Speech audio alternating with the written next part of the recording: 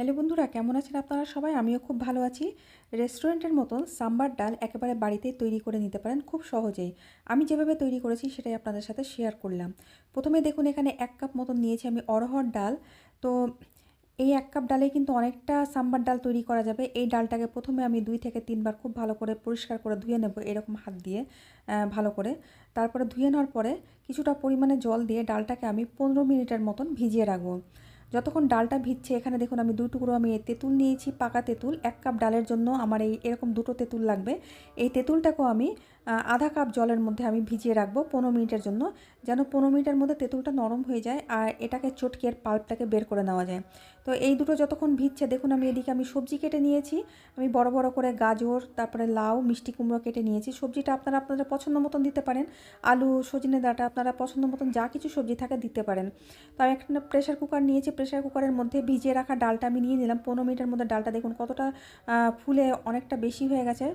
খুব সুন্দরভাবে ফুলে গেছে ডালটা। আর কেটে রাখা সবজিটাকে দিয়ে দিলাম প্রেশারের মধ্যে। আমার প্রেশারটা একটু ছোট, কিন্তু কোনো অসুবিধা নেই, এটা সেদ্ধ হয়ে কিন্তু কমে যাবে।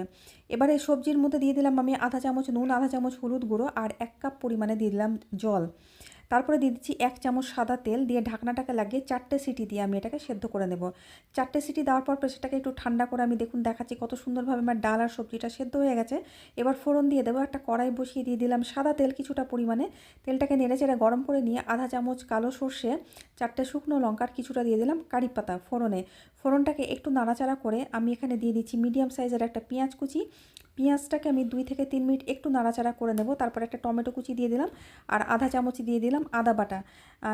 টমেটো আর আদাটাকে একটু নেড়েচেড়ে নিয়ে আমি দিয়ে দিলাম পরিমাণ মতো নুন, সামান্য একটু হলুদ গুঁড়ো আর সামান্য একটু জল দিয়ে দিলাম, যেন পেঁয়াজটা তলায় পুড়ে না যায়। এবার আমি এই মশলাটাকে কষিয়ে নেব যতক্ষণ না টমেটোটা গলে যায়। তো ২-৩ মিনিট নাড়াচাড়া করার পর টমেটোটা গলে গেছে। এবার আমি দিয়ে দিলাম আধা চামচ লঙ্কার গুঁড়ো আর ১.৫ চামচ মতন দিয়ে দিলাম সাম্বার মশলা। ১ কাপ ডালের জন্য আমি ১.৫ চামচ সাম্বার মশলা দিলাম। ডালের পরিমাণ বেশি থাকলে মশলাটাকেও আপনারা বাড়িয়ে নেবেন। মশলাটাকে কষিয়ে নিয়ে দেখুন আমি সেদ্ধ করে রাখা ডালটাকে দিয়ে দিলাম। একটু নেড়েচেড়ে নিয়ে প্রেসারটা ধুয়ে কিছুটা পরিমাণে গরম জল দিয়ে দিলাম। অবশ্যই কিন্তু গরম জল দেবেন, ঠান্ডা জল দেবেন না।